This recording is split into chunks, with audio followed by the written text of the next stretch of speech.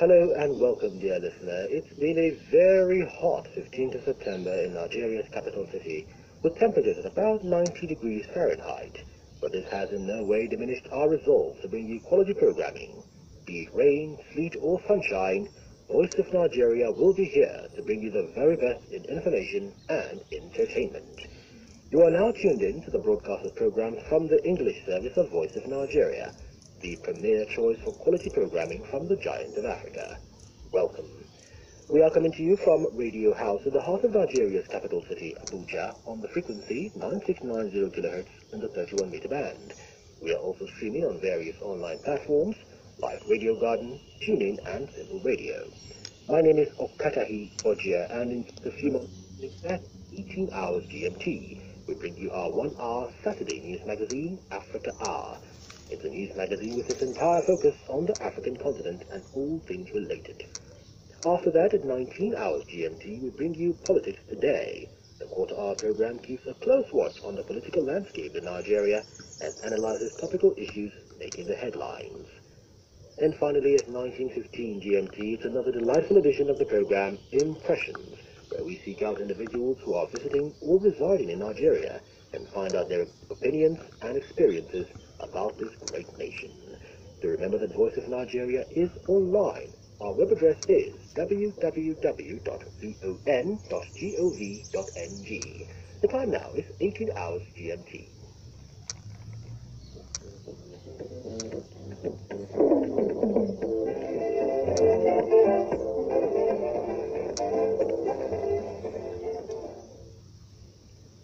Welcome to Africa Hour, a 1-hour news magazine from Voice of Nigeria.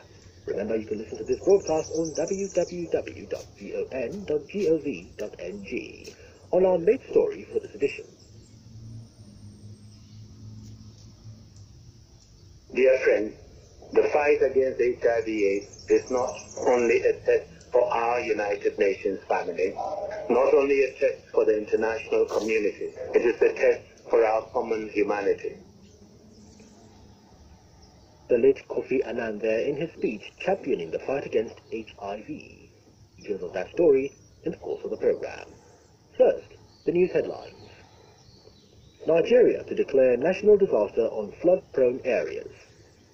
World Health Organization confirms new Ebola cases in Democratic Republic of Congo. And Burundi threatens to quit UN human rights body. Details of these, plus economic news, sports news, and today in African history will come up in this edition of Africa Hour. I am Okatahi Ojia. Welcome.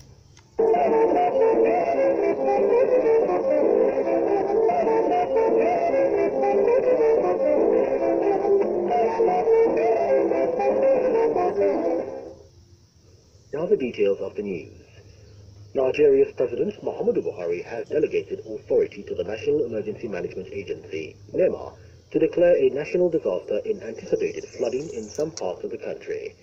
A statement by the President's Senior Special Assistant on Media and Publicity, Malam Garba Shehu in Abuja, said the President's directives followed a warning by the Nigeria Hydrological Services Agency that rivers, Benue and Niger had almost reached levels reminiscent of flooding in 2012. A letter to the Director General, NEMA, Mustafa Mehaja, which was signed by the Chief of Staff to the President, Abba Kyari, titled Situation Report on the River Flood along the banks of rivers Benue and Niger, had delegated authority to the NEMA to activate the disaster response unit of the military for possible search and rescue missions. The letter also instructed the head of the emergency agency to provide regular updates to the president. Meanwhile, the Nigerian government has reassured workers of the commitment of President Muhammadu Buhari's administration to an increase in the minimum wage. The Senior Special Assistant to the President on National Assembly Matters, Senator Ita Emang, gave the assurance in Abuja. He spoke in response to the alleged lack of commitment by the federal government to an upward review of the minimum wage. I want to assure you that the Buhari-led administration is very honest and committed to reviewing the salary of workers. If it did not, it would not have set up a committee on minimum wage, headed by a retired head of the civil service of the Federation. The Nigeria Labour Congress, through its president, Mr. Ayuba Waba, had on Monday accused the federal government of frustrating the implementation of the new minimum wage. Meanwhile, Vice President Professor Yeri Oshibajo will on Tuesday preside over the Economic Management Team meeting, specially dedicated to the new minimum wage issue. The ECOWAS High Commission has pledged to continue to support Nigeria in tackling insurgency and providing humanitarian assistance to affected people in the northeastern part of the country. The Acting Director, Humanitarian and Social Affairs, ECOWAS Commission, Mrs. Florence Iheme, stated this while donating relief materials to internally displaced persons in Abuja. According to her, the donation was in fulfillment of the Commission's operational mandate on provision of humanitarian assistance to its member states that are faced with insurgency. ECOWAS engages all member states, not just Nigeria, but other countries like Mali and other countries that are facing one form of insurgency or the other. Part of our mandate, of course, is to assist whichever government, whether Nigeria or Mali or our neighboring countries also that are affected by the insurgency like Cameroon, Chad. Our role is to support, in Nigeria was supporting the Buhari plan. She said ECOWAS would support President Muhammadu Buhari's plan by trying to find solutions to the insurgency in the northeast, as well as provide humanitarian assistance to those affected. The African Network for Environment and Economic Justice has called for the establishment of a National Asset Recovery Agency in Nigeria to oversee the process of recovery and management of stolen funds stashed in developed countries. The executive director of the network, Mr. David Ogolo, made the call in an interview with newsmen in Abuja. Mr. Ogolo said there is need to ensure transparency and accountability in the management of recovered, looted funds. The other thing is about issue of participation of the citizens. It's very important, particularly against the background where there's lack of transparency. And the institutional framework has to be designed in a way that citizens can have access to what they are doing. And in the current situation we find ourselves now, in the absence of legal framework that the pursuit of crime be, it has become almost difficult for after recovery so far to be managed in a manner that will send the right positive signal to the international community. He added that it was important to also take advantage of the global framework as enshrined in Chapter 5 of the United Nations Convention Against Corruption to engage countries where the looted funds were located. Cameroonian ambassador to Nigeria says culture should be used as a tool to unite the people of Africa. Ambassador Salahuddin Ibrahim, who is also the Dean, African Ambassadors Group for the 55th Africa Day, made this known at the Africa Day celebration held in Abuja. According to him, the ambassadors and high commissioners to Nigeria recognize the special contribution of President Muhammadu Buhari to the fight against corruption, not only in Nigeria, but in Africa.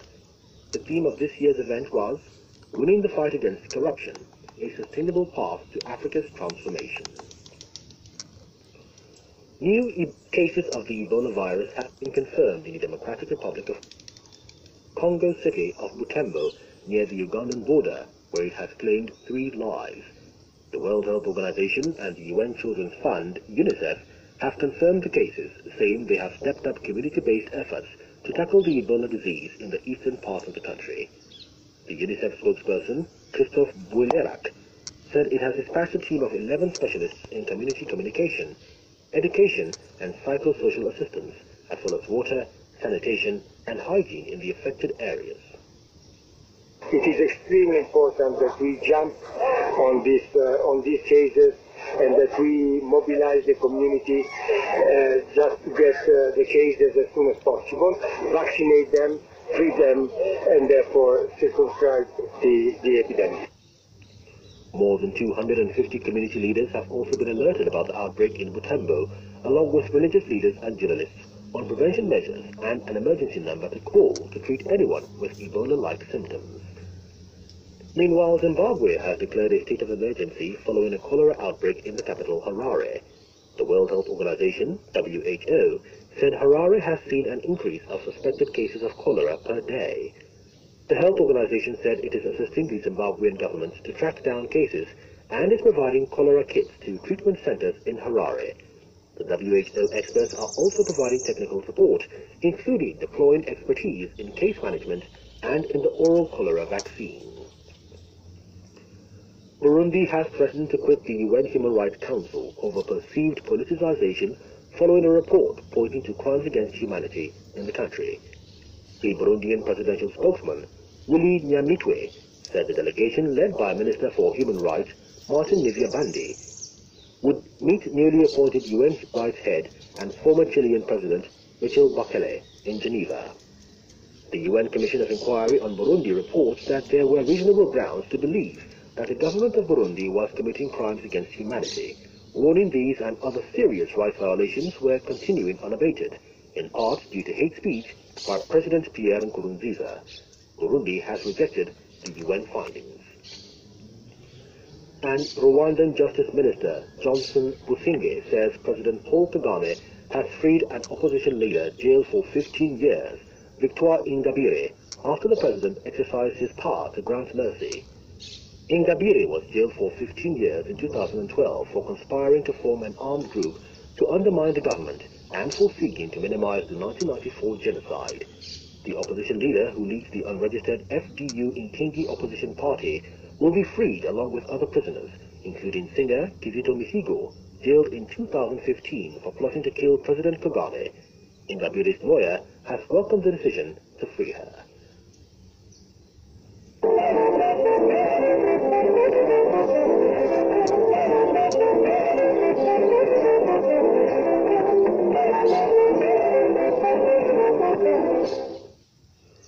You're listening to Africa Hour, a one-hour package of news coming to you from Voice of Nigeria. Do remember that Voice of Nigeria is streaming online.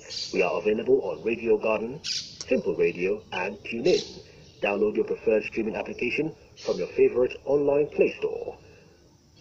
The late former United Nations Secretary General Kofi Annan was one of a kind that would bring people together, put them at ease, and unite them towards a common goal.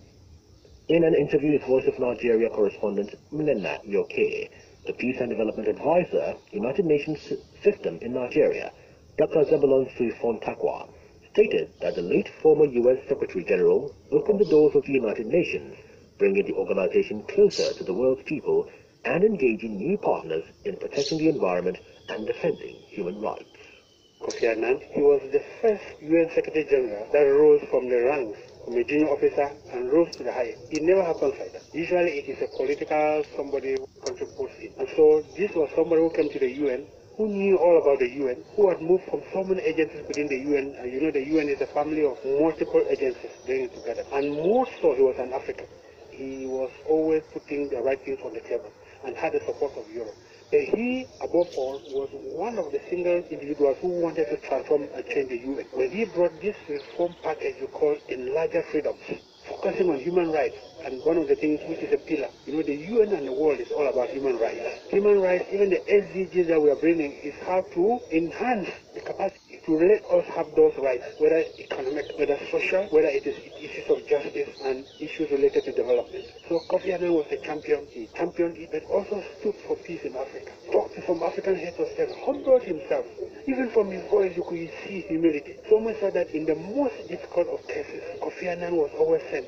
And whenever he spoke, like in Baghdad, Saddam Hussein, when he listened to him, he said, this is an epitome of peace. And he couched it into whatever he was asked. He was a leader by excellence, as we say. He's a role model for many of us in Africa. Not only who are in the international organizations, but it should be in terms of all leadership. The humility, hard work, integrity, insistence on the things that are right, even when they are bitter. When they told the Americans that war in Iraq was illegal, Americans could never believe that somebody can come and tell them that the war in Iraq was illegal or challenged. That was Kofi Annan, because he stood for, he was sincere and stood for what was right, even if it meant he will be asked. His main priority was peace. Do you think the United Nations is fully carrying out his principles in our today's life? The Millennium Development Goals and all these things that came were conceptualized around him, because he was trying to say, what is it that the world is not getting it right? So he was proposing very drastic, reform. In fact, he even stood for the fact that the UN should not go and cut in the long buildings in New York when the issues are on the ground. Can you go closer to the people and work with the people? And people say, oh, he's trying to take the UN to Africa. Because what? 2/3 of the agenda in the UN was all about African issues. About peace, he was one of the champions of peace support operations. Dr. Zebulon Suifon Takwa, the Peace Development Advisor, United Nations System, Nigeria. In another development, late Kofi Annan has been described as one of the last big moral voices Africa and the world has lost. A Director General of the UN office at Geneva and a colleague of late Kofi Annan for over 40 years, Michael Muller, stated this in an interview with reporters in Geneva, Switzerland. According to the diplomat, Mr. Kofi Annan has done a lot for Africa, especially in the area of promoting agriculture and combating HIV and AIDS. So very proud and very prominent son of Africa, and cared a lot about the African continent. So he did quite a lot. He had several foundations as well that he headed, the African Progress Panel, AGRA, for agriculture in Africa. So he did a lot for Africa. He was both very helpful, but also very critical, constructively critical. And if any continent will miss him more than others, it certainly will be Africa. And his impact on me personally has been enormous. I've known him for almost 40 years. He was my mentor, certainly my role model, and a great friend. I've worked with him both as a Secretary General, but also in our times in the UN High Commissioner for Refugees. And I had the pleasure and the honor of heading his foundation for a few years when I left the UN. I mean, some of the things that come to mind is that he was an incredible teacher, that I certainly, and not only me, but many of my generation, I've learned a lot from him just by following him and watching him and seeing him work. I always remember that throughout the years, particularly when I worked with him in his cabinet, that he had a very inclusive management style. He would listen to advice from everybody, and then he would make his own counsel. And so often I saw him sitting with the senior advisors who would advise one thing, and he would chew a little bit on it, and then he would decide to do something completely different. And in actually more than 90% of the cases, he would be right. I learned a lot from that. People were drawn to him. I traveled a lot with him, and sometimes when we were in countries all over the world, and we walked the streets as if I was walking with a rock star. People would just congregate and applaud him.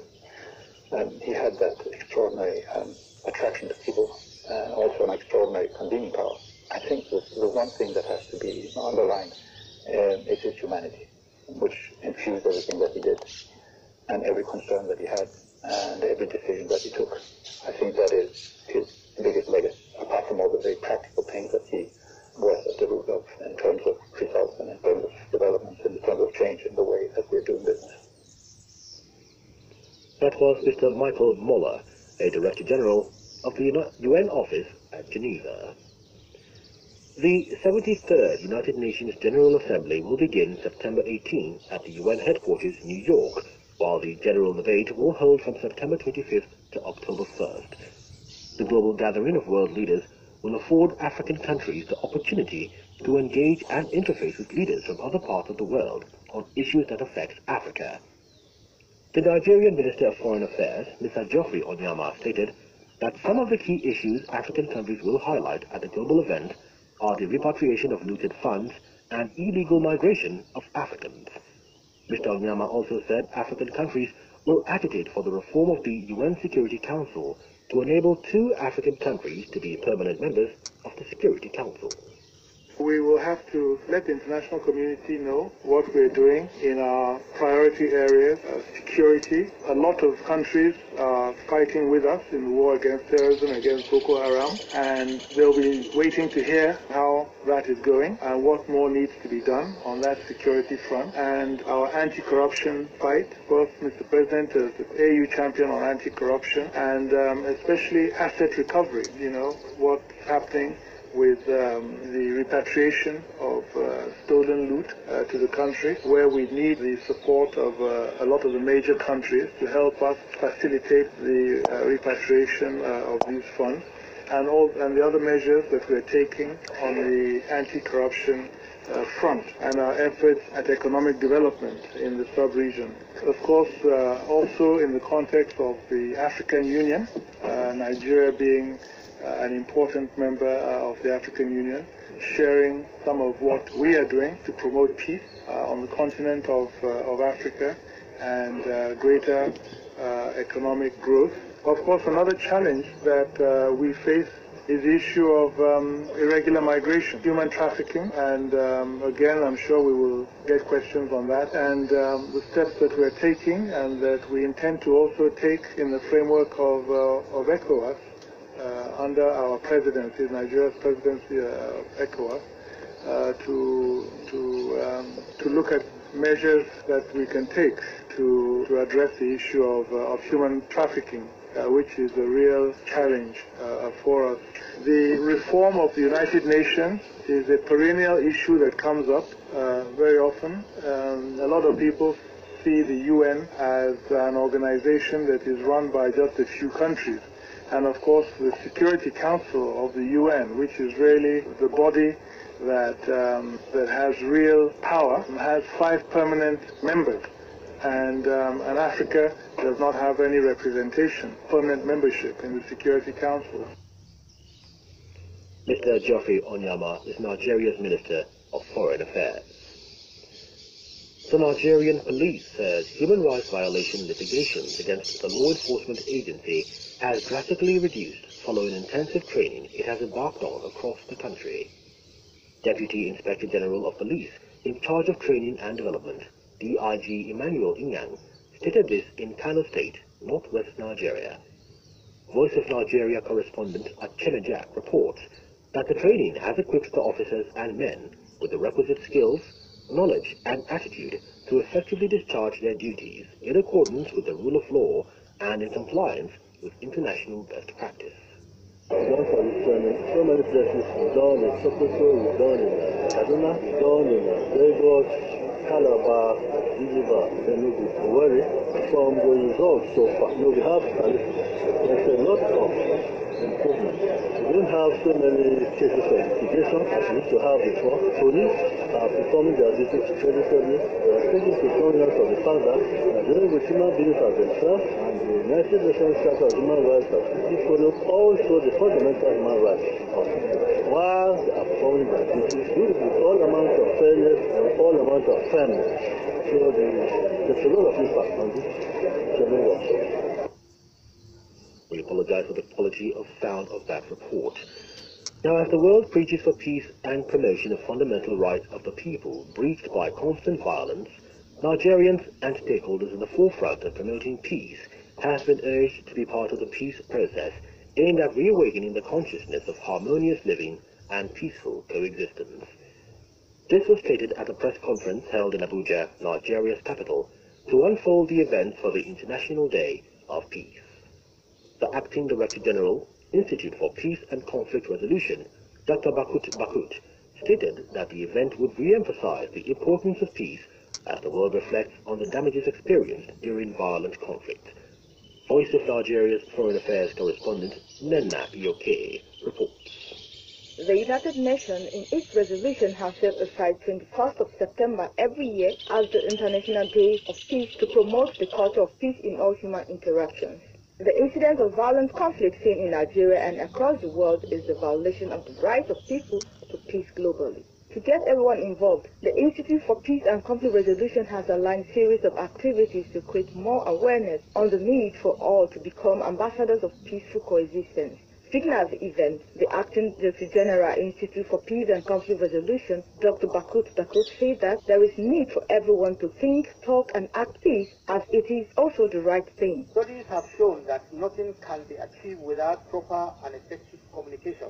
We therefore enjoy all the spiritual leaders to preach on the importance of peaceful coexistence and offer prayers for divine intervention in our security challenge and for the overall development of the country. We wish to appeal to state government and other critical stakeholders to also mark this important occasion in their respective states and domains so that we will eventually attain peace in all parts of the country. Let us think peace, talk peace, and act peace.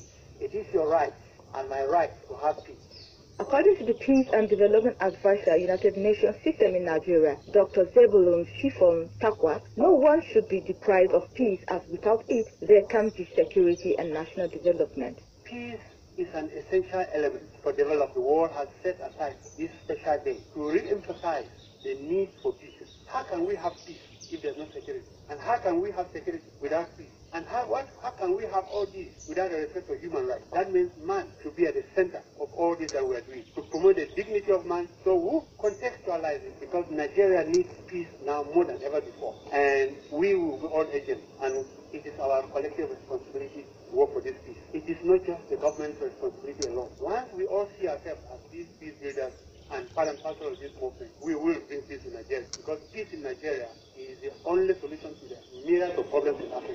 The Chief Executive Officer at Tonguna for Peace and Development Foundation, Dr. Marine Ngaoulad, is of the view that humility leads to peace, and that Nigeria is important to the world, as once it gets it right, the world will do the same. You have to be humble. That is the first principle to achieve peace. No matter how long the conflict will remain, 100 years, we know the war. At the end of it, you have to come together, dialogue, and achieve peace.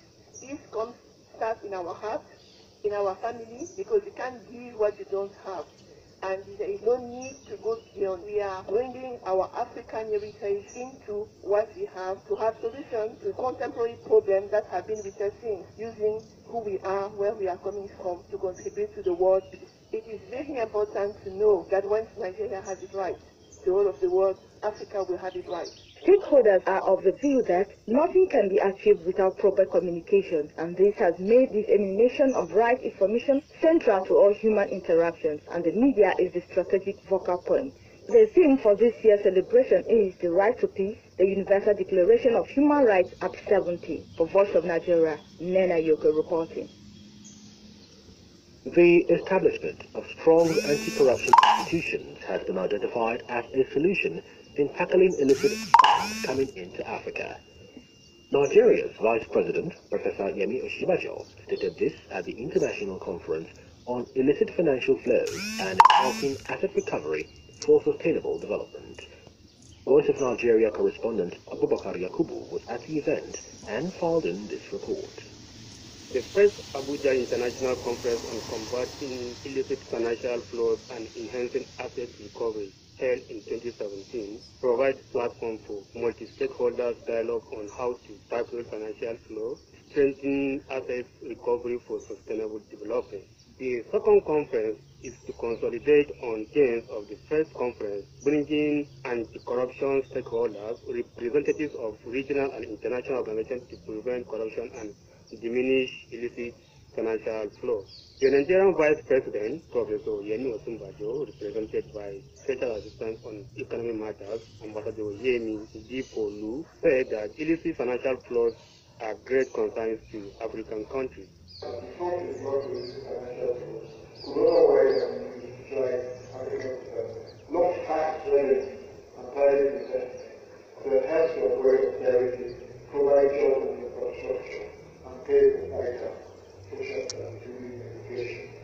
Also speaking, a member of Presidential Advisory Committee Against Corruption, Professor Femi Adekunle, called on African countries to enact laws to help in addressing issues of illicit financial flows. Be willing to enact and enforce policies that deter cross-border cultivation, establishment of share companies, strengthening of anti-money laundering laws and practices, and improve transparency of the operations of multinational companies.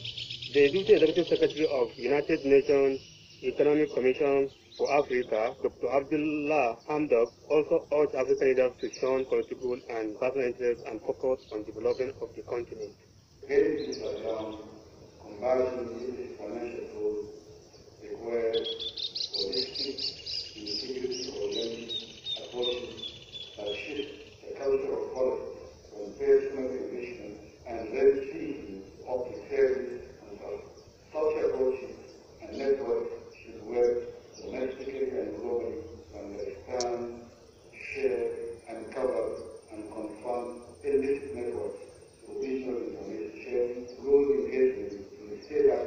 The theme of the conference is 2018 Year of Combating Corruption, a Sustainable Path to Africa's Transformation. For Voice of Nigeria, Abubakar Yakubu reporting. One of Nigeria's revered traditional rulers, the Alake of Egbaland, Oba Adedotun Gbadebo, on Friday marked his 75th birthday in Abeokuta, Ogun State, southwest Nigeria. It was an occasion that brought together notable Nigerians to honor the monarch and to pay him tribute. State House correspondent Cyril Okonkwo reports that Vice President Yemi Oshibajo was among the dignitaries at the occasion.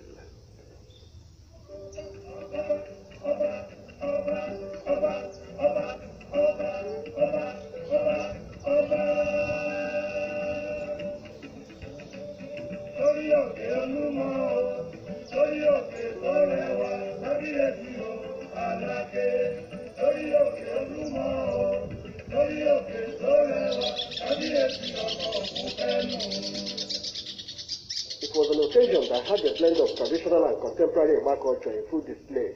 The elegantly decorated hall reflected the splendor and glamour befitting a monarch of the status of the Alake of Egbaland. In his remarks, Vice President Yemi Oshibajo said Oba Adedotun Gbadebo was dear to many Nigerians and prayed that the monarch will live for many years to come. Kabiyesi is one who is very dear to all of our hearts here. He is an extraordinary individual in so many different ways, has distinguished himself, and all through his life and career, the Almighty God has surely been a great help and a great assistance to him. I pray for Kabiyesi. I pray that you will preserve his life beyond 75. You will give him life up until an age that he himself wishes. Grant him his wish concerning long life, very, very long life, but above all, Father, let him be healthy every day of his life. Let the days of his life be full of joy. Also speaking, former President Olusegun Obasanjo prayed that the monarch will live to a very old age. This is 75. We will all be here to celebrate 80. We will all be here to celebrate 85. We will all be here to celebrate 90, and I will be there. We will all be here to celebrate 100, and I will be there. Earlier, former Secretary General of the Commonwealth, Mr. Emeka Anyaoku, who chaired the occasion, said Oba Gbadebo has brought a lot of development to Egbaland since he ascended the throne. There is much for us to feel very proud about our monarch, Oba Gbadebo, because since his ascension to the throne, to the revered throne of Alake, of Abeokuta, and paramount ruler of Egbaland, he has impacted the Egbaland.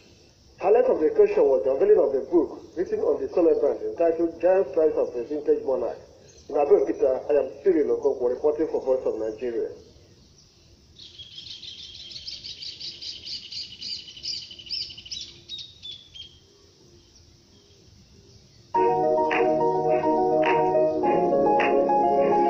No country makes progress when terror reigns.